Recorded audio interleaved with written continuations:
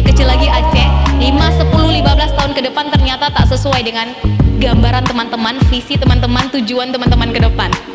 Kondisi bangsa, negara, dan agama ternyata dalam kurun waktu 10-15 tahun ke depan ternyata tak sesuai dengan apa yang teman-teman bayangkan kalau dari sekarang kita anak muda tak melakukan persiapan apa-apa untuk ambil bagian.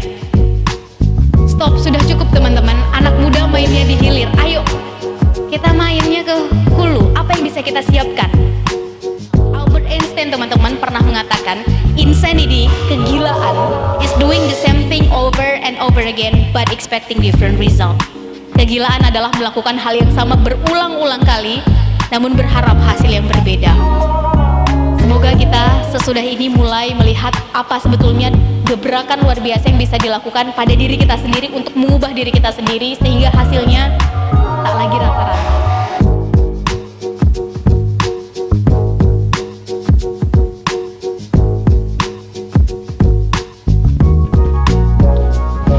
Bismillah. Assalamualaikum warahmatullahi wabarakatuh.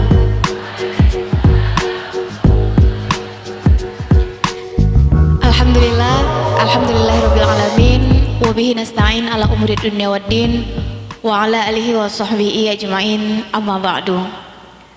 Teman-teman, saya senang sekali bisa hadir di sini. Ini kali pertama Sherly ke Al Muslim Biren. Tepuk tangan dulu boleh? Untuk teman-teman panitia yang tadi katanya Sherly baru tanya, tadi malam panitia tidur jam berapa? Katanya jam berapa teman-teman panitia yang hadir? Nggak tidur? Nggak tidur ya? Luar biasa, kita beri sekali lagi apresiasi untuk teman-teman panitia. Yang jelas memang beda rasanya ketika berkumpul dengan teman-teman yang sekiranya kalau melihat dari depan saja sudah kelihatan visinya seperti apa. Lembaga dakwah kampus ini rasanya memang frekuensi getarannya memang berbeda dari sejak tadi masuk ruangan. Yang jelas di sini yang saya hormati Bapak Dekan yang sudah berhadir, guru kita bersama Tengku Amri, juga dari pimpinan Bank Aceh cabang Biren yang sudah mensupport kita semua, juga seluruh civitas akademik yang berhadir di siang yang berbahagia ini, seluruh panitia dan teman-teman yang sudah meluangkan waktunya siang berbahagia ini. Tepuk tangan dulu untuk teman-teman semua. Sherly izin berdiri boleh? Teman-teman, Sherly izin berdiri ya, supaya bisa kelihatan yang di belakang. Yang jelas di sini teman-teman, Sherly minta izin, yang besar tak kami sebut gelarnya, yang kecil tak kami sebut namanya, orang tua kami dengan tuahnya, guru-guru kami dengan ilmunya, ustadz dan ustazah di sini yang berhadir dengan berkalamullah dan berkitabullahnya, anak muda dengan semangatnya. Masih semangat? Yang di belakang masih semangat? Masih ya, alhamdulillah. Dan Sherly minta izin teman-teman diberi sedikit ada gundakan seperti ini, ada meja di depan. Sherly diberi kesempatan memegang mic seperti ini, bukan karena ilmu Sherly lebih, bukan karena pengalaman Sherly lebih, bukan karena Sherly lebih pantas. Bisa jadi di sini ada kawan-kawan kita, kakak-kakak kita, abang-abang kita yang sebetulnya jauh lebih pantas berdiri di sini, sehingga kita sampaikan saja bahwa ini akan menjadi forum sharing kita dua arah. Sherly akan bridging di awal sebentar, kemudian kita buka sesi tanya jawab lebih banyak. Sepakat nggak? Sepakat ya? Silakan teman-teman tanyakan apa saja. Kalau Sherly bisa jawab, Sherly akan jawab. Kalau Sherly nggak bisa jawab, Sherly akan tanyakan pada gurunda kita di depan sini jawabannya. Kalau Sherly juga nggak bisa jawab, Sherly akan bawa pulang sebagai PR. Lain waktu main ke Biren, lain waktu main ke Al Muslim, Sherly akan bawa jawabannya. Silakan teman-teman tanyakan. Kecuali satu, jodoh. Itu justru Sherly yang minta doa dari teman-teman. Gak ada yang bilang amin? Susah sekali bilang amin ya. Teman-teman, menarik. Tema kita siang yang berbahagia ini adalah tentang peran pemuda dalam membangun bahasanya peradaban di era digital. Menarik teman-teman, kalau kita bahas tentang pemuda, ini kita bukan bahas tentang hari ini, bukan bahas tentang 1 tahun yang lalu, 5 tahun yang lalu. Bicara tentang anak muda sama dengan kita bicara tentang masa depan. Karena anak muda tak pernah tawarkan masa lalu, yang ditawarkan oleh anak muda adalah selalu masa depan, betul nggak? Tapi bicara tentang anak muda, ini bukan baru 5-10 tahun yang lalu dibahas. Ini sudah ribuan tahun yang lalu sudah dibahas. Sebut saja orang yang namanya paling pertama tersebut dalam buku 100 orang paling berpengaruh di dunia karangan Michael Hart. Orang nomor satunya adalah Nabi Muhammad SAW. Nabi Muhammad pernah bilang teman-teman, tiangnya negara itu adalah pemuda dan pemudinya. 1400 tahun yang lalu Sayyidina Ali juga pernah bilang, Syubanul yaum rijalul ghad, rijalul yaum imarul ghad. Ini juga diamini oleh para filsuf barat yang menyebutkan bahwa the youth of today are the leaders of tomorrow. Artinya kurang lebih sama, bahwa pemuda hari ini adalah pemimpin di masa depan. Mari kita buka arti pemimpin ini, bukan berarti harus menjadi presiden, bukan harus berarti menjadi gubernur, bupati, wali kota, duta besar, bukan harus menjadi seperti itu. Mari kita buka seluas-luasnya. Pemimpin adalah mereka yang berani membawa perubahan. Dan bicara tentang pemimpin ini teman-teman, sama dengan pasti kita bicara tentang anak muda. Malcolm X, teman-teman ada yang ingat Malcolm X? Ada? Seorang aktivis kemanusiaan dari Amerika Serikat, berkulit hitam, dikucilkan hingga dia memeluk agama Islam. Yang dia perjuangkan dalam hidupnya adalah persamaan derajat antara kulit hitam dan kulit putih di Amerika, sehingga menjadi undang-undang. Sudah terlalu banyak peneliti sosial menyebutkan kalau ada presiden pertama Amerika berkulit hitam sebelum Obama, maka yang paling pantas adalah Malcolm X. Malcolm X pernah bilang, the future belongs to those who prepare for it today. Masa depan adalah milik mereka yang mau mempersiapkannya hari ini. Bicara tentang masa depan, bicara tentang persiapan, Malcolm X tak lagi membahas tentang warna kulit kita. Kita sedang tak lagi membahas kita laki-laki atau perempuan. Kita sedang tidak membahas kita lahir di tengah kondisi sosial ekonomi keluarga seperti apa. Kita sedang tidak membahas kita berproses di mana dan lahir ke dunia dari rahim perempuan mana. Bicara tentang persiapan dan masa depan, selama anak muda mau melakukan persiapan, maka kita semua punya kesempatan yang sama. Dan ketika kesempatan itu sudah datang pada kita, hanya ada 4 jenis manusia teman-teman. Pertama adalah mereka yang pesimis.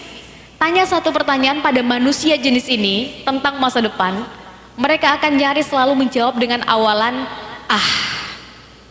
Ini teman-teman dari Al-Muslim semua? Enggak ya, ada yang umum berarti. Kuliah semua atau ada yang SMA? Ada yang SMK. Ada yang kuliah sambil bekerja? Ada, berarti lengkap. Teman-teman ingin melihat diri sendiri 5-10 tahun ke depan seperti apa? Itu nanti sajalah kita pikir. Yang penting sekarang saya senang-senang dulu, happy-happy dulu, enjoy-enjoy dulu. Yang kuliah yang penting saya nikmati dulu masa-masa kuliah. Yang sekolah yang penting saya senang-senang dulu. Urusan nanti bagaimana ke depan, nanti saja kita pikir. Teman-teman yang kuliah, ingin lulus kuliah berapa lama dengan karya seperti apa? Itu mereka sajalah yang pintar-pintar, mereka duluan sajalah yang rajin-rajin, mereka duluan saja yang dekat dengan akses, mereka duluan saja yang maju, mereka duluan saja yang buat karya. Kalau saya ini apalah. Mereka duluan mengecilkan diri sendiri sebelum orang lain. Mereka duluan mengkerdilkan potensi yang dititipkan di diri mereka sebelum orang lain.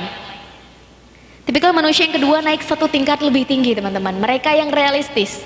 Tanya satu pertanyaan pada manusia jenis ini tentang masa depan, mereka nyaris akan selalu menjawab dengan awalan, ya sudahlah. Teman-teman ingin punya usaha sendiri dengan revenue tahunan 30 miliar pada tahun berapa? Ya sudahlah. Sekarang saya kuliah, syukur-syukur nanti sesudah kuliah, mungkin saya melamar kerja, mungkin saya buka lapangan kerja, syukur-syukur gaji saya nanti Cukuplah di atas UMR, saya mulai tabung, pelan-pelan kumpulin modal. Kalau ada ide nanti saya bikin usaha, kalau nggak ada, ya sudahlah, kita lihat saja nanti gimana. Yang laki-laki, kapan mau minang anak orang? Nanti kalau ada perempuannya yang mau, akhwatnya yang mau, calon mertua sudah kasih lampu hijau, nanti saya maju. Kalau enggak, ya sudahlah. Tipikal manusia seperti ini teman-teman selalu dibentuk oleh lingkungan, bukan mereka yang membentuk lingkungannya. Tipikal manusia seperti ini selalu mendengar narasi orang, bukan mereka yang menciptakan narasi untuk didengarkan oleh orang lain.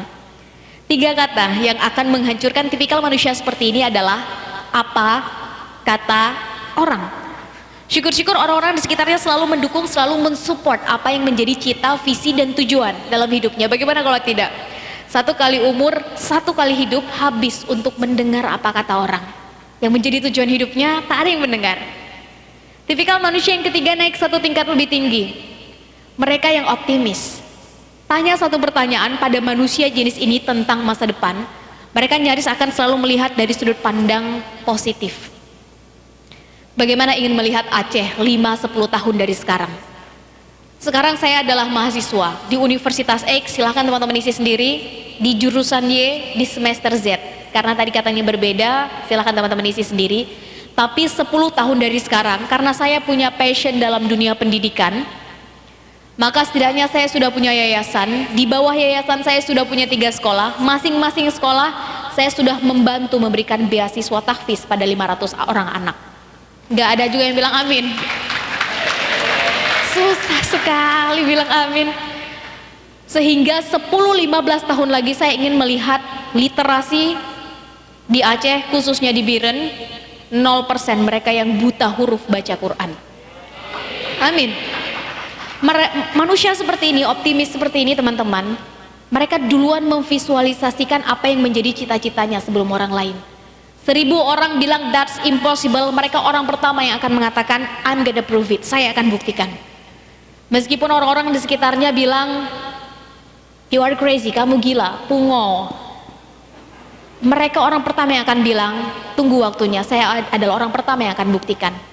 15 tahun yang lalu teman-teman, semua orang mengatakan mustahil, hanya dengan 1 kali klik kita bisa membeli barang dari mana saja, barang dikirimkan tepat datang langsung ke rumah kita. Bayarnya pakai cash? Cashless.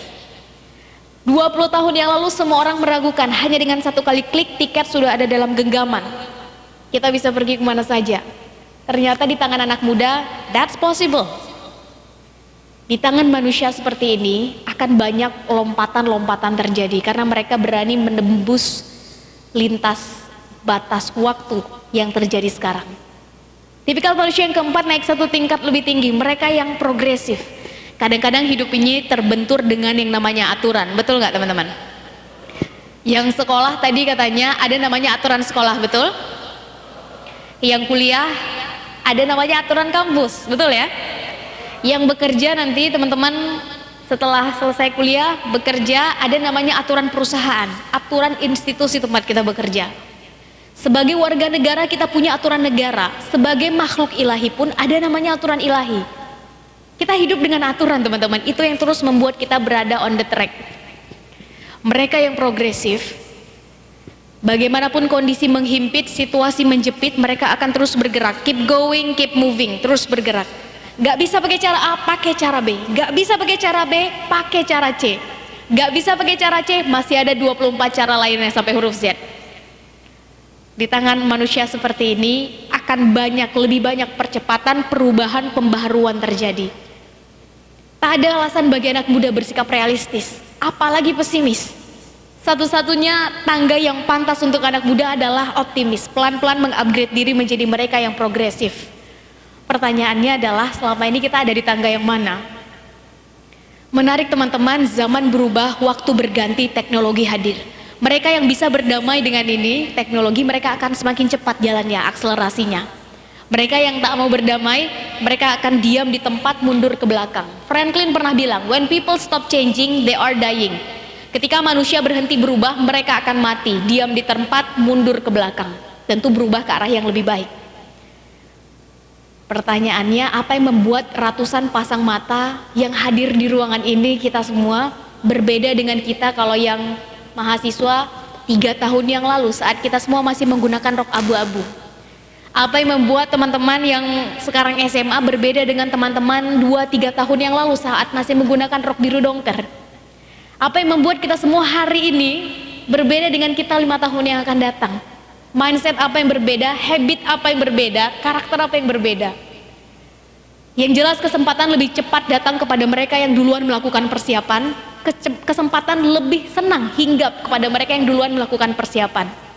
Ketika kesempatan datang pada teman-teman mahasiswa khususnya yang sudah duluan mendapat kesempatan, tahun ini teman-teman hanya 2-3% dari total populasi Indonesia yang bisa merasakan perguruan tinggi, duduk di kampus. Hanya 7,5 juta anak muda Indonesia tahun ini yang dinyatakan lolos masuk perguruan tinggi. Dan teman-teman yang duduk di sini, yang tadi katanya adalah mahasiswa, adalah bagian mereka yang mendapat kesempatan. Ketika kesempatan datang, hanya ada 4 kualitas anak muda. Satu adalah mereka yang melakukan dengan standar baik. Be a good one. Lakukan saja standar baik kita and that's it. Tak perlu bandingkan diri dengan orang lain karena tak akan ada gunanya. Ya, dia sepertinya lebih pintar, dia lebih cepat hafalannya, dia lebih A, dia lebih B, dia lebih C. Tak akan ada gunanya, standarnya pasti beda. Lakukan saja versi baik kita dan jadikan itu tangga pertama. Is that enough? That's not enough, gak cukup. Pastikan naik 1 tingkat lebih tinggi. A better one, jadi yang lebih baik. Hari ini harus lebih baik dari kemarin, besok harus lebih baik dari hari ini. Toh demikian sunatullah dalam agama kita. Berapa halaman buku yang tadi pagi teman-teman baca? 10 halaman? 5 halaman? 3 halaman? Kalau tadi pagi belum ada, pastikan besok sudah memulai.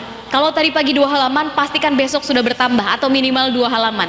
Kalau tadi pagi 10 halaman, pastikan besok sudah bertambah. Menyelesaikan 1 buku butuh waktu 3 bulan, pastikan bulan keempat tinggal 1 bulan. Berapa target buku selesai dalam 1 tahun? Kak, sekarang kan udah nggak zaman lagi baca buku. Sekarang zamannya nonton YouTube, audio visual. Silahkan, berapa tontonan YouTube yang bermanfaat yang teman-teman selesaikan dalam minggu ini? Kak, kalau nonton YouTube tiap hari habislah kuota kami. Yang senyum-senyum di belakang pasti paham. Tak ada masalah, sekarang zamannya apa? Tips dan trik Kak, silahkan. Berapa tips dan trik bermanfaat yang teman-teman selesaikan, aplikasikan dalam minggu ini? Bangun lebih pagi, tidur lebih malam, lebih banyak berdiskusi, lebih banyak mencari mentor. Selama ini hanya membaca Quran, sekarang mulai membaca artinya. Selama ini membaca artinya, mulai ditadaburi, silahkan. Selama hari ini lebih baik dari kemarin, besok lebih baik dari hari ini, maka kita naik 1 tingkat, a better one. Is a better one enough? That's not enough. Ke depan teman-teman, Indonesia ini tak akan lagi dilihat dari batas-batas provinsi. Dunia ini juga tak akan lagi dipandang dari border-border negara. Selama kita sebagai manusia punya kualitas, skill, sumber daya manusia kita di atas rata-rata, maka di mana bumi diinjak, di situ langit dijunjung. Kita tetap akan bisa bermanfaat, kita tetap akan dipakai, digunakan. Pastikan kita naik ke tingkat ini, the best one. Jadi yang terbaik di bidangnya. Ratusan pasang mata hadir di sini pasti punya passion, skill bidang masing-masing, betul ya? Keilmuan yang teman-teman pelajari pasti berbeda. Silahkan, tak ada masalah. Arus kita berbeda dalam hal keilmuan. Silahkan lakukan persiapan sekarang, tapi pastikan kita menjadi yang terbaik di bidangnya. Jangan mau jadi kualitas mediocre teman-teman, rata-rata. Mereka yang kualitasnya rata-rata maju salah, mundur juga salah. Pastikan sampai di titik ini, be the best version of you. Is the best one enough? That's not enough.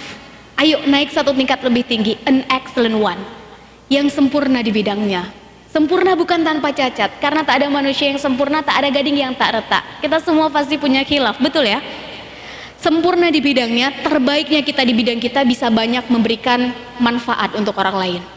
Terbaiknya kita di bidang kita bisa mengajak kawan-kawan, orang-orang di sekitar kita untuk sama-sama bergerak, berbuat.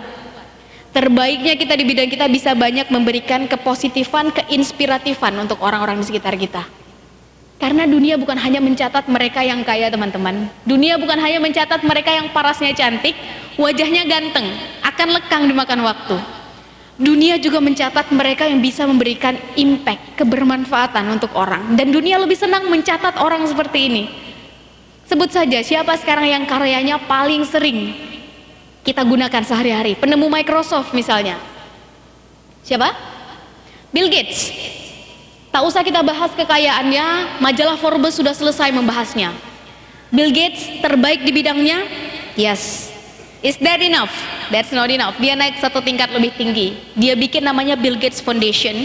Dengan itu dia bisa menjangkau, membantu lebih banyak orang. Kak, gak usah jauh-jauh. Kita masuk aja ke Indonesia. Ayo. Salah satu bapak pendidikan di Indonesia, penemu teori 4T yang membuat pesawat terbang bisa lepas landas dengan sempurna yang baru saja meninggal. Almarhum B.J. Habibie. Terbaik di bidangnya? Yes. Nasional, internasional mengakuinya. Is that enough? That's not enough. Dia naik satu tingkat lebih tinggi. Dalam dunia pendidikan dia punya Habibie Center. Dengan itu salah satu misinya adalah mencetak lebih banyak Habibie muda di Indonesia. Jangan mau jadi anak muda eksklusif teman-teman. Hanya berpikir tentang saya, diri saya lulus kuliah nanti berapa tahun, IPK berapa, nanti saya kerja di mana, gaji saya berapa, saya sukses atau tidak, nanti saya duduk di kursi apa, nanti dah tua saya gimana, saya, dan saya, nggak selesai-selesai sayanya. Dunia ini terlalu luas untuk kita sempitkan dengan pikiran kita sendiri. Dunia ini terlalu lebar untuk kita kerdilkan dengan halangan yang kita sendiri buat dalam pikiran kita. Ayo kita ganti kata saya dengan kata kita. Bagaimana kita, anak muda di Aceh 5 tahun dari sekarang? Bagaimana 10 tahun dari sekarang karakter anak muda Aceh tepat 2030 SDGs mulai dievaluasi, demografi sudah terjadi. Bagaimana 26 tahun dari sekarang tepat Indonesia 100 tahun merdeka, apa yang terjadi pada bangsa, negara dan agama di negeri ini. Sehingga ketika saya diganti dengan kita, geraknya sudah tak sendiri-sendiri lagi teman-teman. Tren ke depan anak muda hanya dua, satu kolaborasi, dua community. Mereka yang bergerak sendiri-sendiri, tunggu saja waktunya mereka jatuh, mereka gagal sendirian. Mereka anak muda yang bergeraknya bersama-sama, satu jatuh, satu gagal, akan banyak yang datang menopang, akan banyak yang datang mensupport, membantu. Dan tren ke depan seperti ini. Bukan lagi mereka yang paling kaya yang bisa bikin perubahan. Bukan lagi mereka yang punya power, kekuasaan yang paling tinggi yang bisa bikin perubahan. Anak muda saling selam tambal. Saya punyanya ini, kamu punyanya itu, ayo kita bergerak bersama-sama. Saya kelebihannya B, kamu kelebihannya C, ayo kita saling bekerja sama. Yang jelas teman-teman, perubahan besar tak akan pernah terjadi tanpa ada akumulasi perubahan kecil. Tak akan ada perubahan terjadi tanpa derap langkah anak muda, dan sejarah sudah membuktikannya. Partikel terkecil perubahan ada di diri kita sendiri, di mindset kita sendiri. Hanya ada dua teori perubahan di dunia ini, satu revolusi, dua evolusi. Revolusi artinya cepat, speed, cepat bergerak, cepat tahu salahnya, cepat kita perbaiki. Taklukan apa yang kita takutkan. Selama ini kita takutnya apa? Kak, saya takut bicara di depan umum. Sekarang maju ke depan, ambil mic-nya, start, mulai. Cari mentornya, mulai ngomong. Setiap ada acara seperti ini, ambil tanggung jawab, ambil bagian. Jadi MC kah? Jadi moderator kah? Mulai dari sekarang. Kak, saya ke depan mau jadi seorang pembisnis, entrepreneur, tapi saya nggak tahu digital marketing itu seperti apa. Ke depan arahnya adalah ke sana. Besok, cari kelasnya, temukan mentornya, pelajari. Kak, sebetulnya saya pengen kali bisa berenang, tapi saya takut berenang. Besok datangi kolamnya, cemplungkan diri, cari gurunya. Bukan untuk tenggelam ya, cari gurunya. Kak, saya pengen bisa mentadaburi Quran. Besok cari kelasnya, cari ustadznya, mulai besok pelajari. Apa yang kita takutkan, datangi, taklukkan. Jangan dijauhi.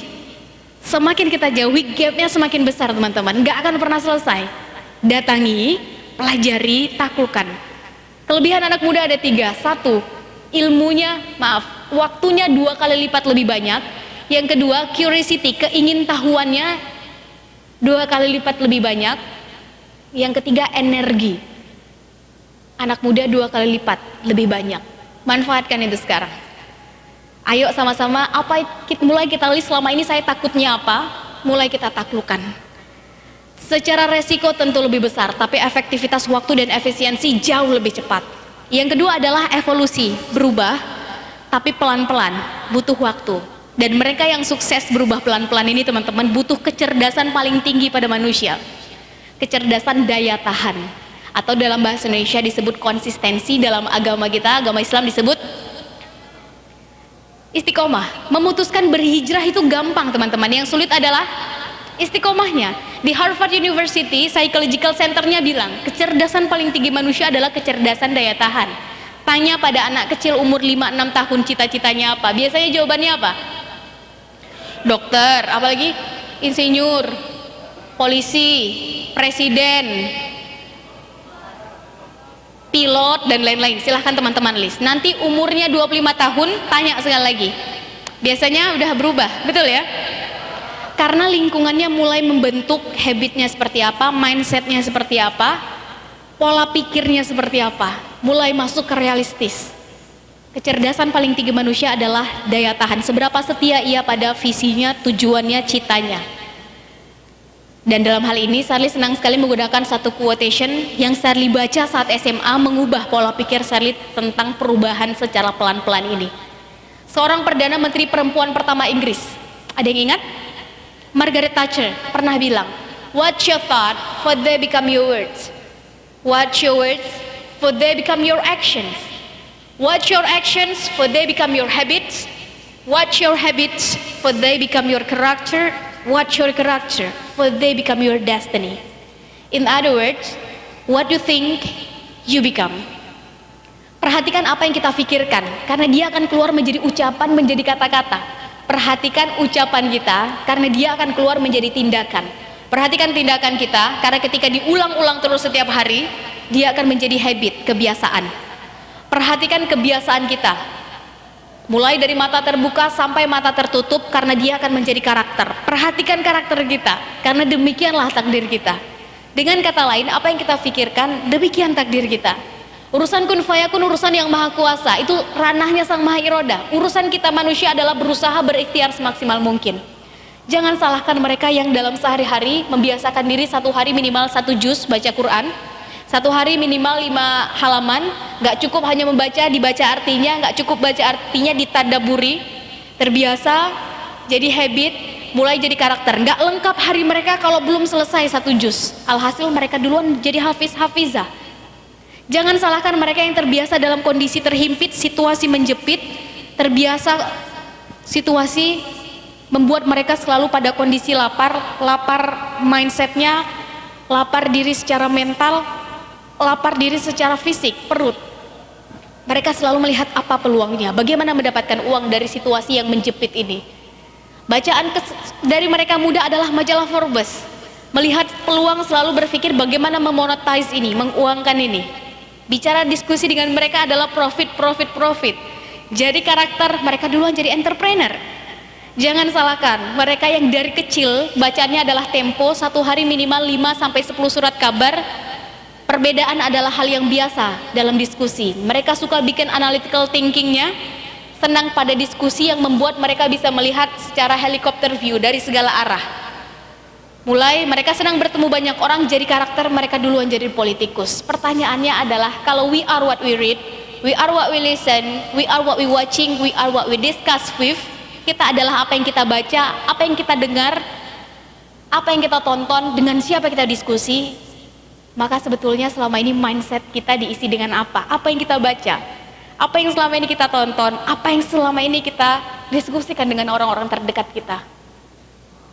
Menarik teman-teman, satu data sudah dirilis oleh The New Web tahun lalu dan The World Bank, bahwa Indonesia ditempatkan sebagai negara paling aktif ketiga terbesar pengguna sosial media. Pertama India, kedua Amerika, ketiga Indonesia, keempat Meksiko, kelima Brazil. Dan salah seorang, tepuk tangan. Ini anomali sekali, ini membuat kita tepuk tangan. Selalu melihat peluangnya apa gitu ya. Kita pengguna sosial media paling aktif, apa peluang kita di depan. Ini menarik, saya sampaikan karena saya adalah seorang peneliti di Paramadina Public Policy Institute. Dalam satu hari teman-teman, anak muda Indonesia itu habiskan waktu 8 jam di internet. 8 jam ini banyak. 8 jam habis di internet, 8 jam untuk istirahat, tidur, 8 jam sisanya adalah untuk makan, untuk sholat, untuk buang air, untuk segala macam ibadah, untuk ngobrol dengan orang tua, kawan, pergi ke kampus, pergi ke tempat kerja, pergi ke tempat sekolah. Sepertiga hari kita habis di internet. Pertanyaannya, kita ngapain di internet, teman-teman? Baca Quran, boleh. Sekarang udah banyak Quran digital. Almat surat pagi, sore. Apa lagi?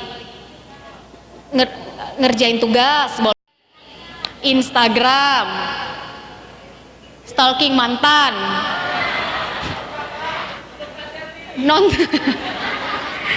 silakan teman-teman isi sendiri.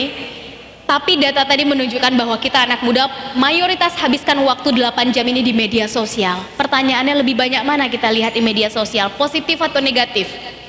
Positif, alhamdulillah, syukur. Lebih banyak kita nonton atau melihat yang hoax atau yang fakta? Silahkan diisi sendiri. Yang jelas, mari sama-sama kita tak lagi menyalahkan banyaknya hoax di sosial media kalau kita anak muda tak melakukan apa-apa. Hasilkan konten positif, inspiratif, tekan mundur angka hoax tadi. Jangan salahkan yang menjadi trending di YouTube adalah konten-konten unfaedah. Kalau kita anak muda, subjek dan objek media sosial itu tak melakukan apa-apa. Hasilkan konten positif, lebih inspiratif, lebih berfaedah, tekan mundur konten unfaedah tadi. Jangan salahkan kondisi nanti Indonesia lebih kecil lagi, Aceh 5, 10, 15 tahun ke depan ternyata tak sesuai dengan gambaran teman-teman, visi teman-teman, tujuan teman-teman ke depan. Kondisi bangsa, negara, dan agama ternyata dalam kurun waktu 10-15 tahun ke depan ternyata tak sesuai dengan apa yang teman-teman bayangkan kalau dari sekarang kita anak muda tak melakukan persiapan apa-apa untuk ambil bagian. Stop, sudah cukup teman-teman. Anak muda mainnya di hilir. Ayo, kita mainnya ke hulu. Apa yang bisa kita siapkan? Mindset, mental, cari mentornya.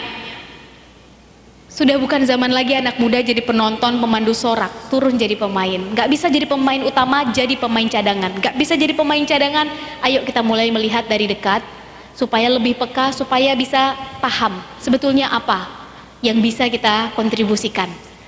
Yang jelas, Denzel Washington pernah bilang, to get something we never had, we must do something we never did. Untuk dapatkan sesuatu yang belum pernah kita dapatkan, lakukan sesuatu yang belum pernah kita lakukan.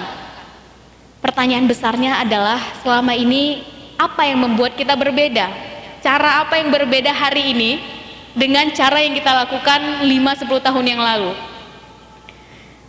Selalu ada cara di atas rata-rata untuk dapatkan hasil di atas rata-rata. Kalau caranya biasa-biasa saja, hasilnya sudah ketahuan, pasti biasa-biasa saja. Dan formulasi ini sudah dibuktikan ribuan tahun lamanya yang lalu. Bukan oleh orang yang standarnya cuma tingkat lokal, tingkat nasional, tingkat internasional, lintas generasi namanya disebut. Sebut saja Nabi Muhammad, bagaimana mengubah sahabatnya dari suku Baduy menjadi para pengusaha sukses. Bagaimana Nabi Muhammad mengubah orang-orang sekitarnya dari suku Baduy menjadi para panglima perang. Afrika, Eropa, Asia, Pasifik, Indonesia, semua selesai. Kita masuk ke generasi sesudahnya. Bagaimana Sultan Muhammad Al-Fatih melahirkan generasi seperti Muhammad Al-Fatih. Muhammad Al-Fatih, cerita penaklukan kota Konstantinopel, semua orang juga sudah tahu, ceritanya sangat masyhur.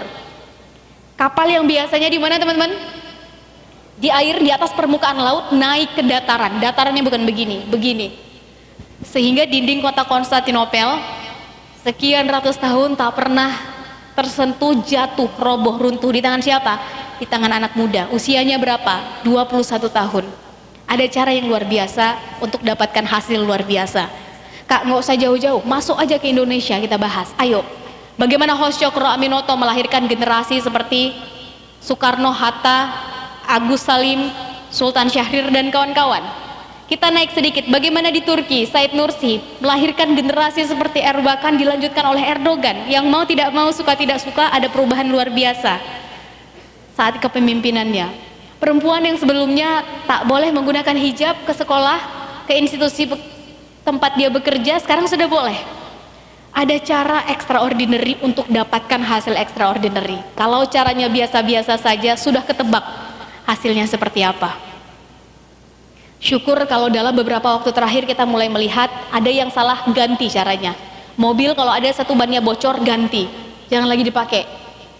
Kalau motor ada remnya bolong, bolong maksudnya bolong, Ganti, jangan lagi dipakai. Ada cara kita yang selama ini tidak bekerja, ganti, jangan lagi diulang-ulang. Albert Einstein teman-teman pernah mengatakan, insanity, kegilaan, is doing the same thing over and over again but expecting different result. Kegilaan adalah melakukan hal yang sama berulang-ulang kali namun berharap hasil yang berbeda.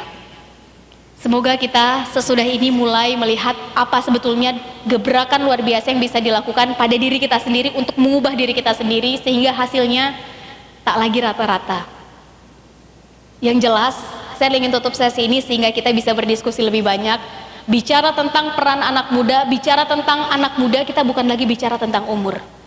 Bicara tentang anak muda, kita bicara tentang pilihan sikap. Ingin menjadi seorang yang optimis atau pesimis. Bicara tentang anak muda adalah tentang pilihan sikap. Kita ingin terus berada pada keraguan-raguan atau bertindak penuh keyakinan. Bicara tentang anak muda adalah tentang pilihan sikap. Kita ingin terus berada pada keputusasaan atau harapan. Yang jelas kita akan tua setua keputusasaan kita, kita akan muda semuda harapan kita. Kita akan tua setua pesimisme kita, kita akan muda semuda optimisme kita. Kita akan tua setua keraguan-raguan kita dalam membuat mengambil tindakan, kita akan muda semuda keyakinan kita membuat keputusan. Selama harapan, keyakinan, dan optimisme itu masih ada di dalam dada, maka kita semua masih selamanya muda. Jangan mau jadi anak muda pengecut. Hidup cuma satu kali, ayo mari hidup yang berarti. Akan ada yang berubah, akan ada yang bertahan. Tapi satu yang pasti, harapan, keyakinan, dan cita-cita harus terus diperjuangkan. Terima kasih.